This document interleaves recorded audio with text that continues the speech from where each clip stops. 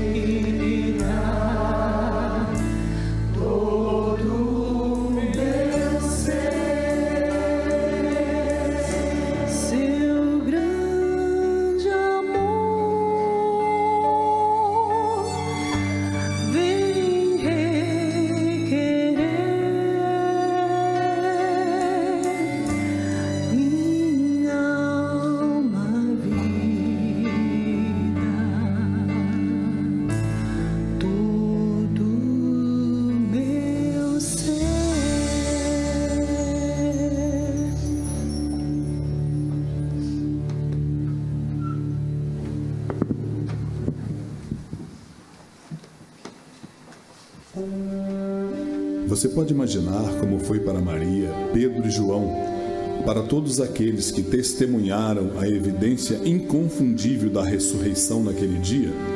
Pelo resto de suas vidas, eles devem ter contado a história várias e várias vezes. Eles tiveram a grande alegria de compartilhar o que viram, o que fizeram e como se sentiram no momento que souberam, sem dúvida alguma, de que Jesus estava vivo. Morto estava Jesus, que falou lá na cruz: consumado está, ó meu Pai. E os soldados então o tiraram da cruz, e José seu corpo levou. Isso tudo ocorreu quando a tarde caiu. Indizível é a dor que sentiu. Sua morte de dor foi cruel e real, mas escute o que eu descobri.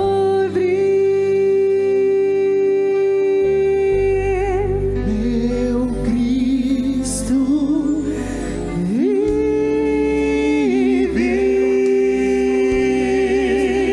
eu o tenho visto.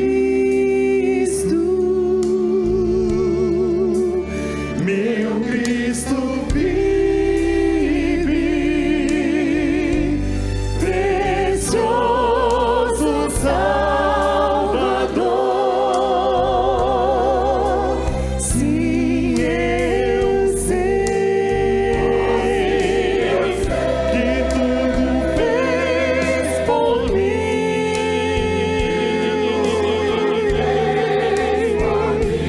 E renovou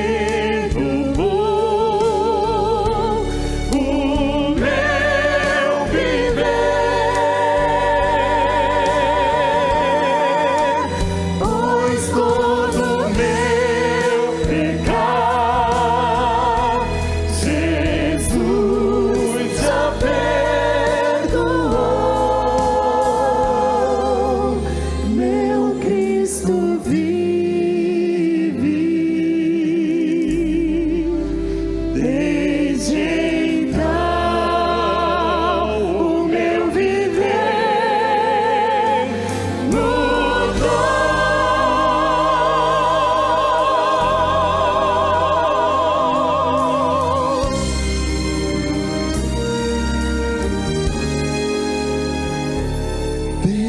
Desorientado fiquei quando não encontrei, mas então uma voz eu ouvi.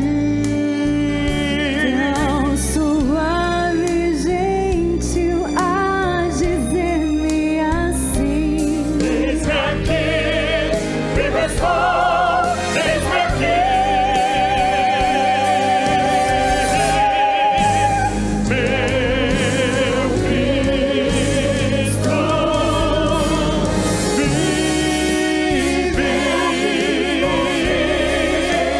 eu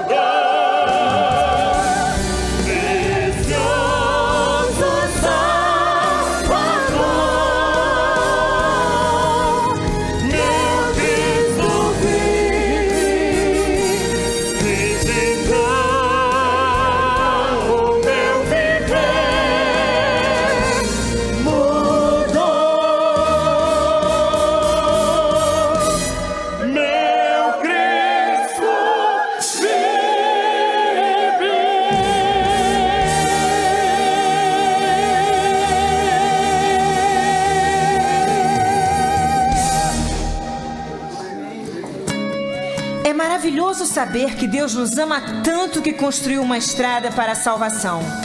É o que fazemos. Corremos para um lugar onde há esperança e socorro para todos. Corremos para a cruz.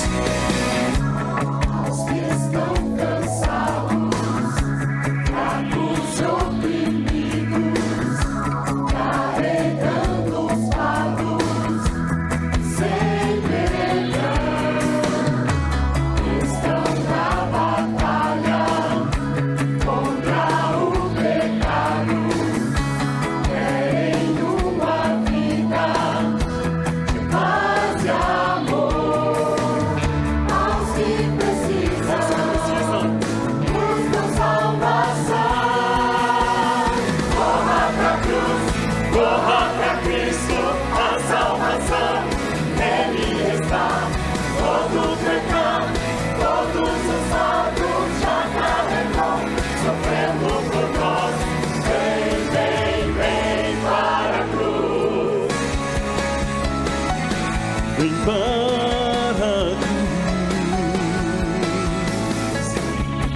Quando a tempestade é forte e violenta e as trevas tentam nos abater, com tua fé em Cristo, crê em sua promessa e jamais nos deixar.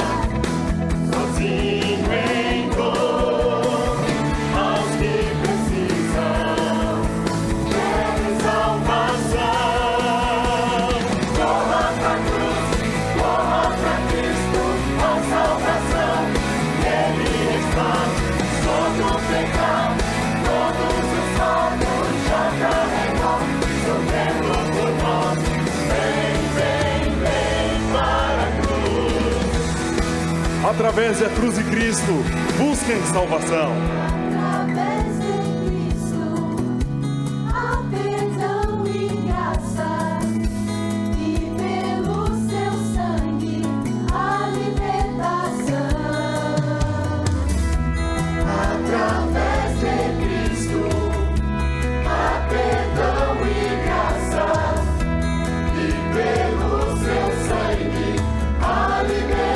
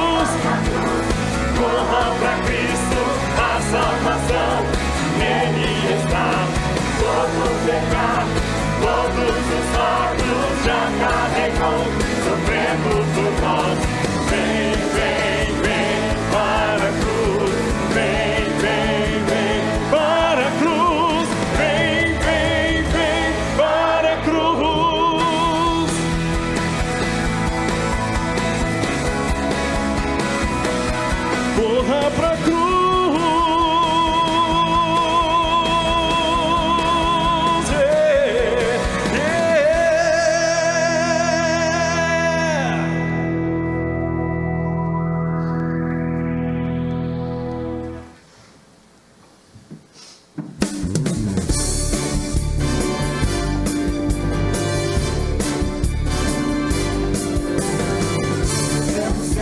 Jesus me salvou.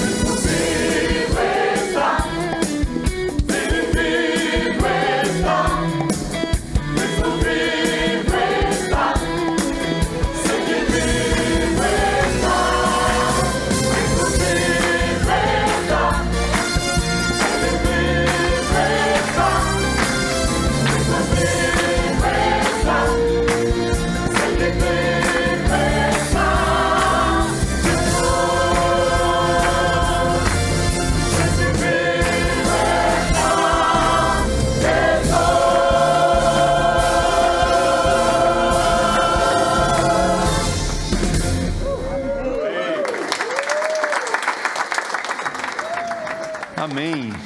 Cristo vivo está. Que preciosa afirmação que nós podemos fazer essa manhã. Cristo está vivo. Cristo venceu a morte. E é por isso que hoje eu e você estamos aqui celebrando a Páscoa. Páscoa, que significa, vem da palavra hebraica, pesar, que significa passar por cima. A origem é lá do Egito, quando o povo do Egito, Faraó, não queria libertar o povo de Deus, o povo de Israel. E você conhece a história, 10 pragas vêm sobre aquela nação. A última, a mais grave, mais séria, mais penosa, que feriria os primogênitos. Mas para o povo de Israel havia um sinal, algo que os libertaria do espírito de morte naquela noite, que era o sangue de um cordeiro sem defeito, que as famílias deveriam sacrificar naquela noite, ceiar, comer aquela carne, mas o sangue tinha que ser aspergido nos umbrais das portas.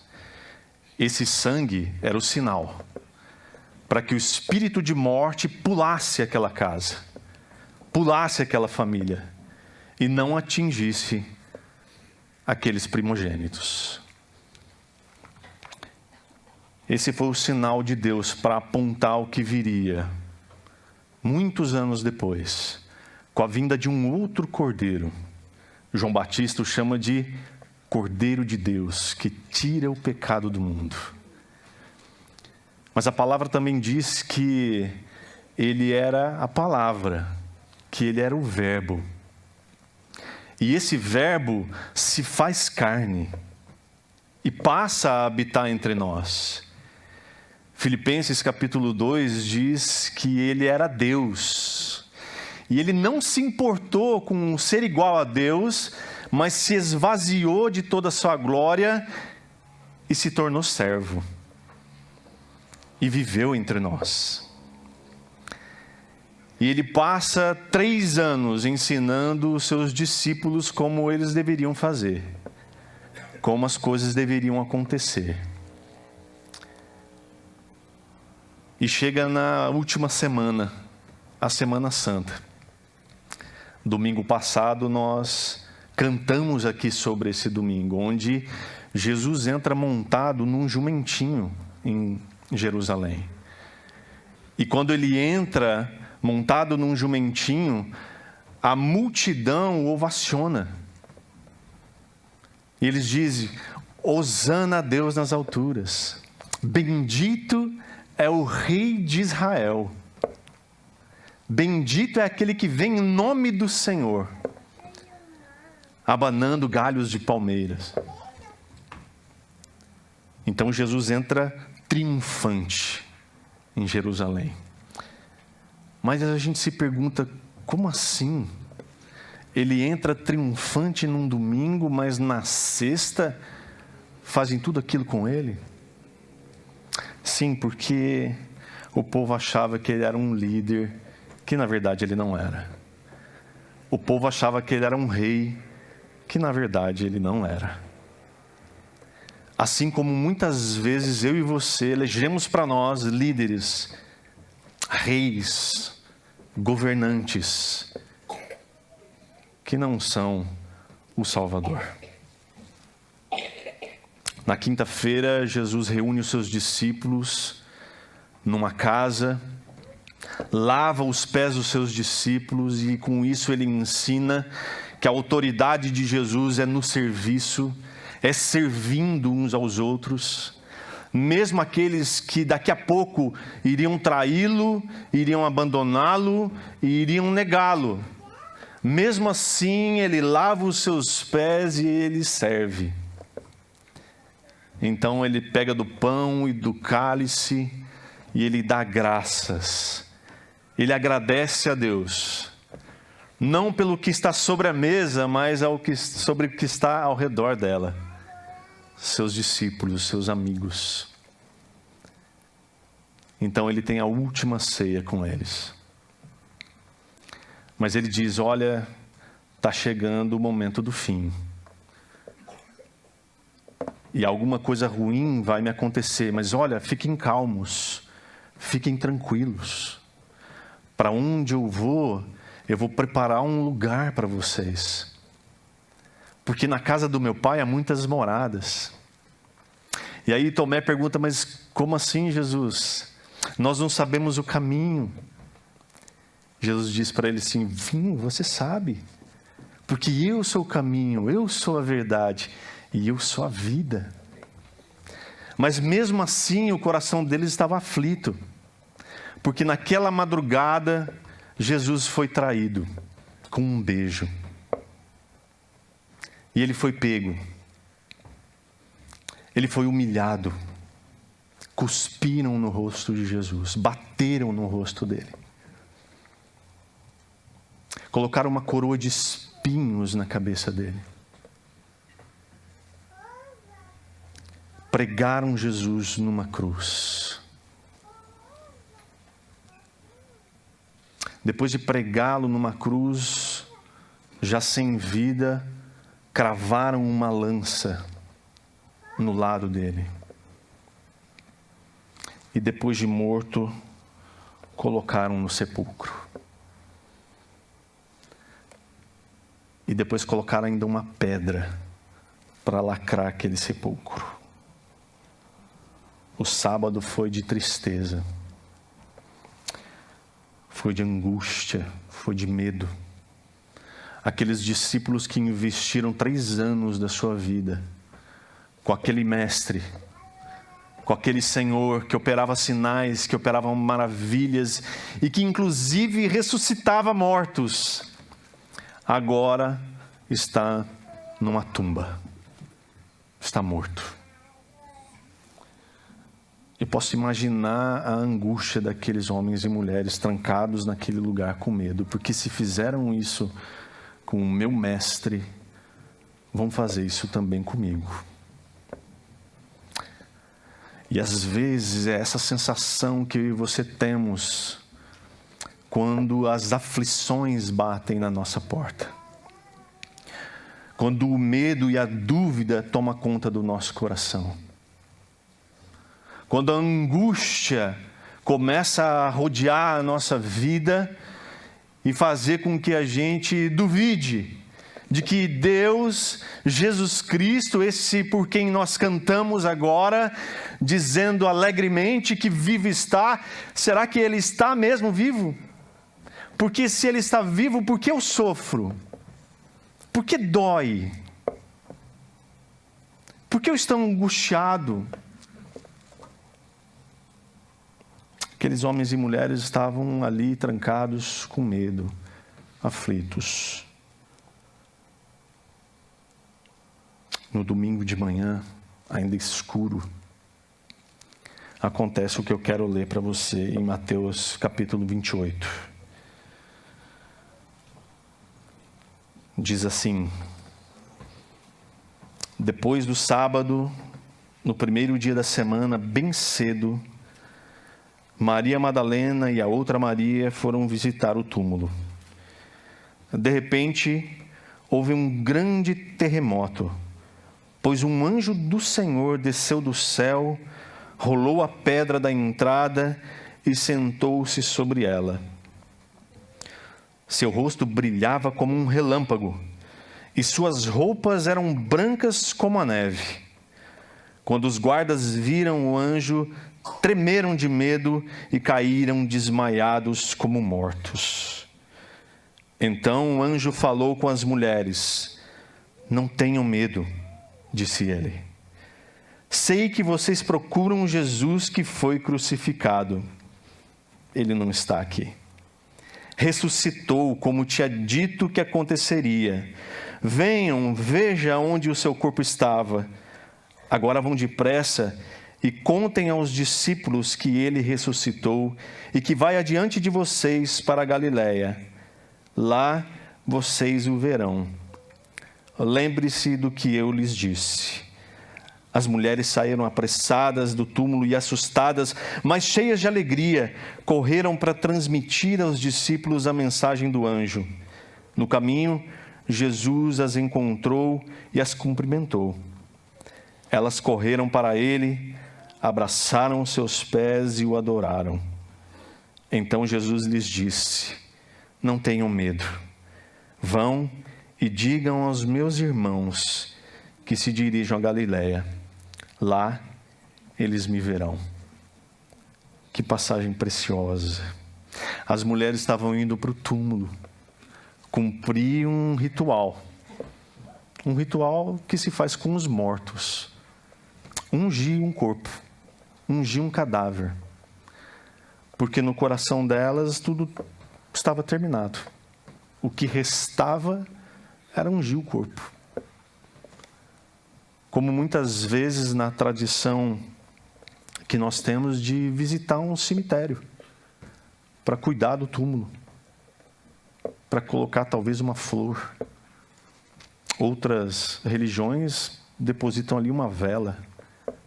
Outras colocam ali um pouco de comida, como as orientais. Essas mulheres estavam indo para o túmulo cumprir um rito da morte do seu mestre. Imagino que na caminhada até o túmulo, ainda escuro, elas estavam tristes, chateadas. E a preocupação delas era: quem vai remover aquela pedra? Quem vai tirar aquela pedra para que a gente entre e possa ungir o corpo do nosso mestre? Mas chegando lá, um terremoto acontece. E quando elas chegam, elas veem um anjo sentado em cima da pedra que já havia sido rolada. E a palavra nos diz que o anjo tinha rosto como o relâmpago. Então você pode imaginar a cena de um anjo com o rosto reluzente, feito um relâmpago, roupas brancas como a neve, sentado em cima de uma pedra. Talvez os soldados estivessem ainda desmaiados no chão, caídos de medo. E uma coisa que me chama a atenção: será que Jesus precisava que um anjo viesse para rolar uma pedra para que ele saísse de lá? Não. Uma pedra não seguraria Jesus Todo-Poderoso dentro de um sepulcro. Aquela pedra foi removida para que eu e você víssemos lá dentro de que aquele túmulo está vazio. Não tem ninguém lá. E o anjo diz 4 coisas para aquelas mulheres e também para mim e para você nessa manhã. A primeira delas é: não tenham medo. Todo o drama, todo o medo, todo o pesar de que aquele Deus, de que aquele mestre havia morrido e de que acabou tudo, não existe mais. Então não tenham medo, porque Cristo vive. E se Ele vive, Ele cuida de mim e de você. Não há o que temer. Não há com o que se preocupar, porque o final da história, eu e você já sabemos. Ele vence. Essas mulheres aqui ainda não sabiam disso.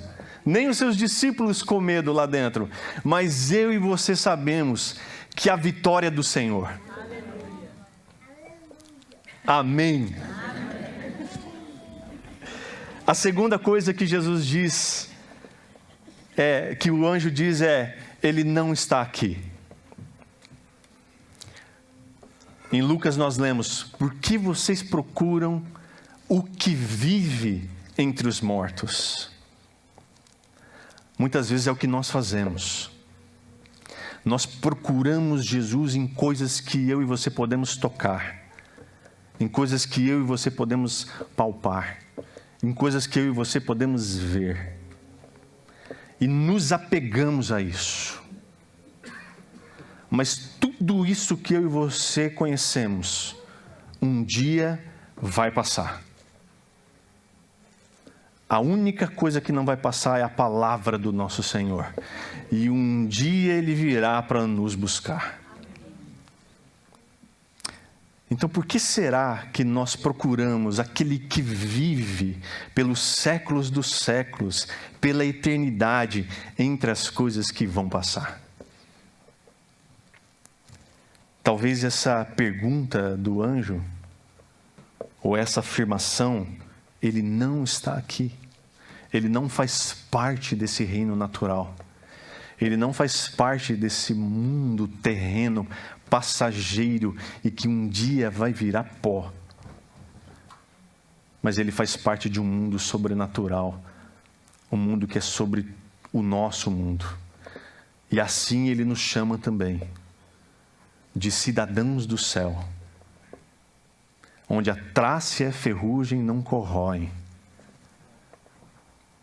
E é maravilhoso saber que Jesus não está entre coisas corruptíveis, não está entre coisas que morrem, porque Ele vive, e vive eternamente. A terceira coisa que o anjo diz para aquelas mulheres e para mim e para você é: venham e vejam.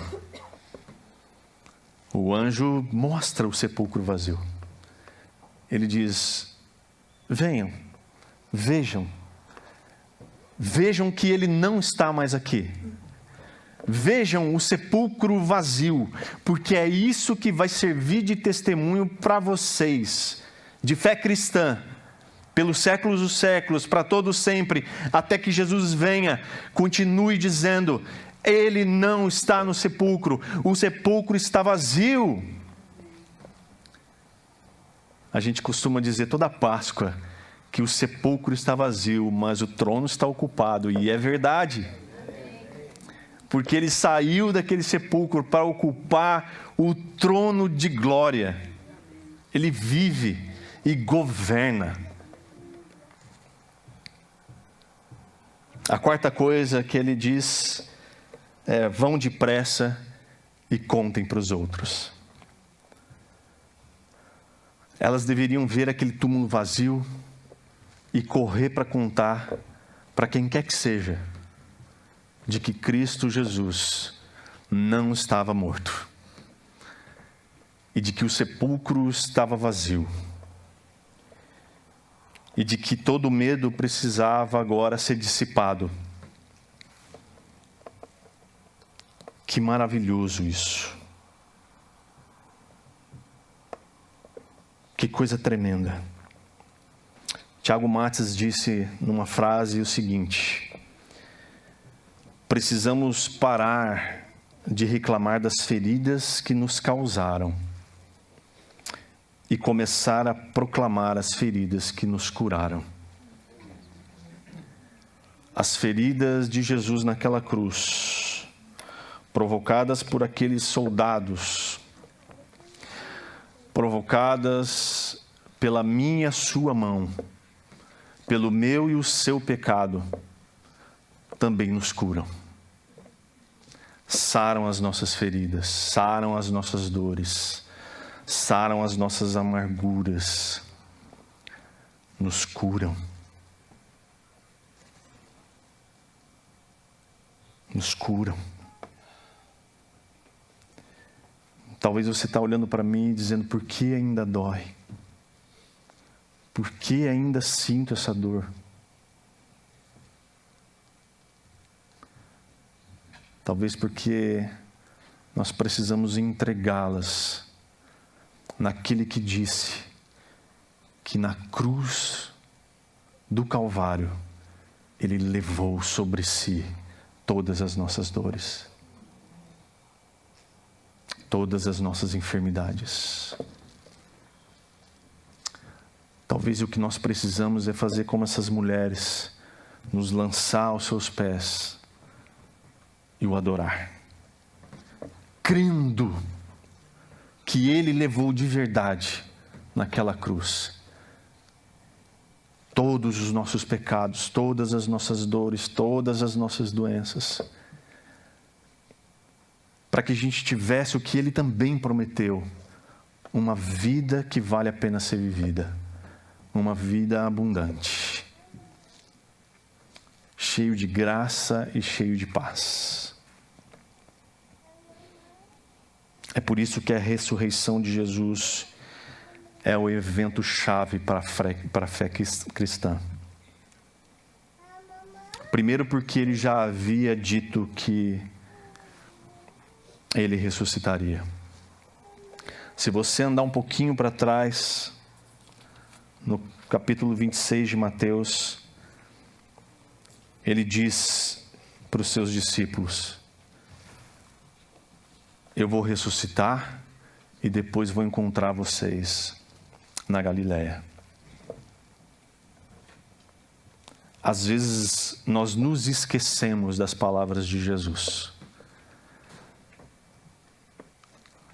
Às vezes nós as negligenciamos também. E às vezes nós ignoramos. Mas tudo o que Ele disse, Ele cumpriu. Tudo o que Ele disse vai acontecer. E se Ele disse que no final Ele venceria, então, meus irmãos, nós podemos crer que a vitória vai ser dele. E de que um dia todos nós, como Ele mesmo disse, estaremos com Ele numa grande mesa tomando do vinho novo. A segunda coisa é porque a ressurreição nos mostra que o Cristo vivo governa no reino de Deus. Ele é o Rei dos reis e Senhor dos senhores. Ele é Senhor de tudo e de todos. É Ele quem está na direção da nossa vida e de tudo que nos rodeia. Nada acontece senão pelo aval dele. Também porque nós podemos ter a certeza da nossa ressurreição em Cristo. 1 Coríntios 15, 20 diz que primeiro Cristo ressuscitou e depois todos nós. Quem? Os que creem. Todos aqueles que entregam a sua vida para Cristo e o recebem como seu Senhor e Salvador, um dia ressuscitarão junto dele, junto da igreja, e viveremos para sempre. Hoje nós choramos os nossos mortos, mas um dia nós celebraremos a vida eterna, junto do nosso Senhor. A ressurreição é importante, porque o mesmo poder que trouxe Jesus à vida, meus irmãos, ainda opera nos dias de hoje. O mesmo poder que tirou Jesus daquele túmulo ainda opera na minha e na sua vida, ressuscitando aqueles que estão espiritualmente mortos para uma vida nova, uma vida de paz, uma vida plena, e garantindo uma vida eterna. Esse mesmo poder opera hoje aqui, nesse lugar. Segundo a sua palavra, basta confessarmos Jesus como Senhor e Salvador. Basta abrir a boca e invocar o nome do Senhor Jesus. Então a palavra diz que seremos salvos. Portanto, se você não fez isso ainda na sua vida, se você não abriu a sua boca e declarou com ela que Jesus é Senhor e Salvador, eu quero te encorajar a fazer isso agora. Não deixar para depois. E para isso eu queria te dar um tempo para isso. Confessar Jesus. Clamar Jesus. A palavra diz: com a boca que se confessa a respeito de Cristo, que Ele é Senhor e Salvador, que Ele é Deus conosco, Deus Emanuel, o Deus encarnado. Mas com o coração se crê. Por isso o seu coração ninguém aqui pode enxergar. Somente o Espírito de Deus que passeia no nosso meio agora. Então, confesse Jesus como teu Senhor e Salvador agora.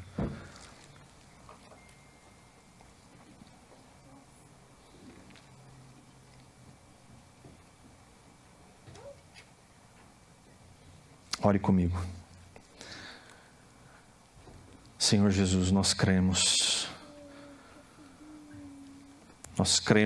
no teu grandioso poder. O poder de vencer a morte. É por isso, Senhor, que nós entregamos a nossa vida nas tuas mãos. Invocamos o teu nome, Jesus. Habita em nosso coração, Senhor. Seja o nosso Senhor e Salvador. Porque queremos experimentar desse poder glorioso para a ressurreição e a vida eterna. Meu Jesus, clamamos a Ti nessa hora. O Senhor que está vivo, que governa as nossas vidas. Venha, Senhor, e governe também o meu querer. Governe também as minhas vontades. Governe o meu coração. Em nome de Jesus. Amém. A ressurreição de Jesus é a base do nosso testemunho. Porque Jesus é mais que um líder. Ele é o Filho de Deus. Ele é o Filho de Deus que ressuscitou e que está vivo. Vamos ficar de pé, queridos.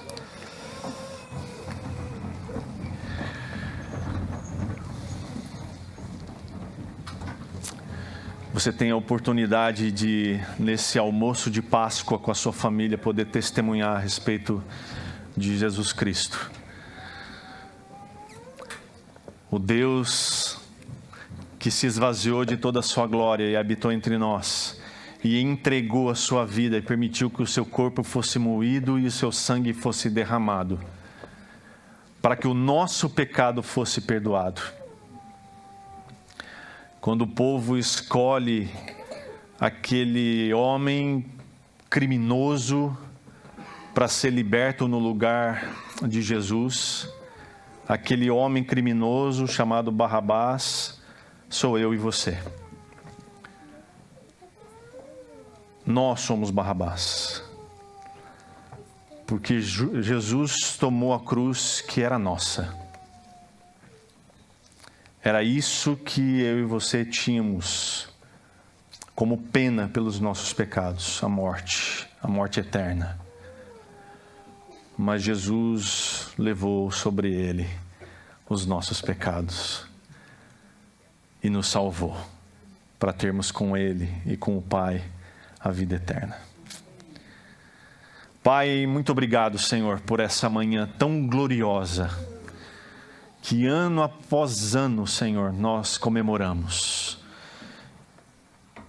Por causa do teu sangue aspergido ali naquela cruz, o espírito de morte nos pulou, passou de largo, não nos pegou. E hoje nós estamos aqui celebrando a vitória em Cristo Jesus, celebrando a vida que só o Senhor nos proporciona. Por isso, Pai, enche-nos com essa alegria. Pai, em nome de Jesus, nós, a exemplo dessas mulheres, nos lançamos aos seus pés e te adoramos, Senhor. Bendito é o Senhor, grande é o Senhor, entronizado nas alturas. Glórias te damos, Senhor. O nosso coração se alegra em Ti. Jubilosos nós estamos aqui, Senhor, comemorando, celebrando a Tua vitória, a vitória do Cordeiro de Deus que tira o pecado do mundo.